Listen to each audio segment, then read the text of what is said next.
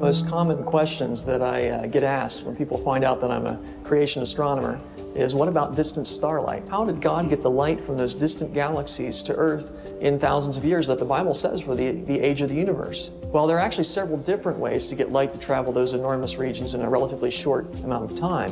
One way is what's called an anisotropic synchrony convention. And that's a little bit like time zones on the Earth.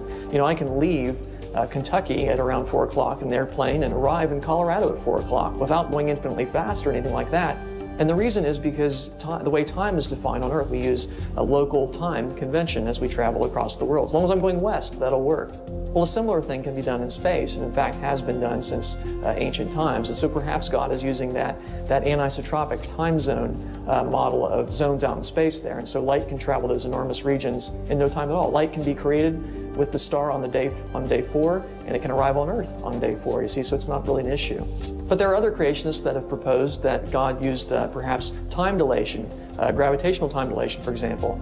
Einstein tells us that time can flow at different rates in different environments. That's something that we have demonstrated with atomic clocks. We know it's true.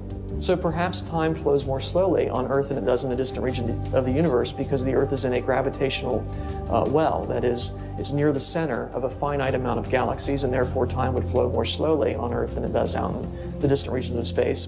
And so light can trickle in at its own slow rate, but on Earth only thousands of years elapses. That's an interesting possibility.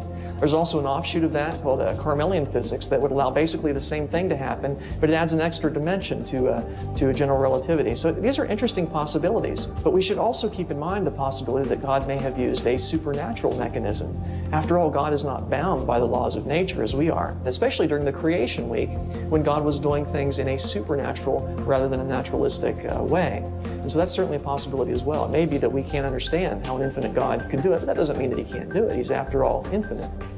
And another thing I want to point out, though, is that the Big Bang, the alternative to biblical creation, also has a similar type of problem, a light travel time problem of its own. It's called the horizon problem. And basically it has to do with the cosmic microwave background that we see streaming from the distant regions of the universe. We find that it's very uniform. And that shouldn't be, because in the Big Bang model, it should have different temperatures at different places. Why is it so uniform? Obviously, light energy had to travel from the hotter regions to the cooler regions to equilibrate those temperatures, but there hasn't been enough time. Even in 13.7 billion years, there's not enough time for light to travel from one side of the visible universe to the other.